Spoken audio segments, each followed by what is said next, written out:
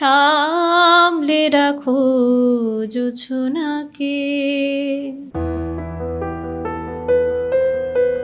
মহাজাগতিক বিস্ময় নিয়ে ২০২৪ সালের শুরুতেই আকাশে দেখা মিলল বছরের প্রথম সুপারমুনের।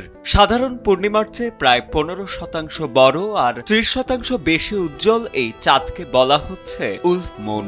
চাঁদ যখন পৃথিবীর কক্ষপথের খুব কাছে চলে আসে, ঠিক তখনই দেখা মেলে এমন বিশালাকার ও জ্যোতির্ময় এক মহাজাগতিক দৃশ্যের।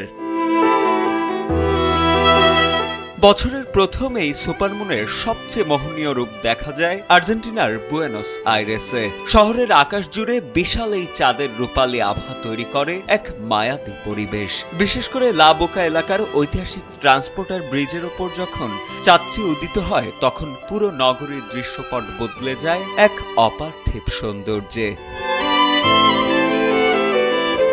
বিরল সেই মুহূর্তটি ফ্রেমবন্দি করতে শহরের আইকনিক স্পটগুলোতে ভিড় জমান স্থানীয়রা। বড়দিনের আলোকসজ্জা আর ফ্লোরারিস জেনেরিকা ভাস্কর্যের ওপর চাঁদের সেই কমলা আভা সাধারণ মানুষের মাঝে তৈরি করে ব্যাপক কৌতূহল। ক্যামেরার লেন্সে ধরা পড়ে মেঘের আড়াল থেকে বিশালাকার চাঁদের উকি দেয়ার চোখ ধাঁধানো সব দৃশ্য।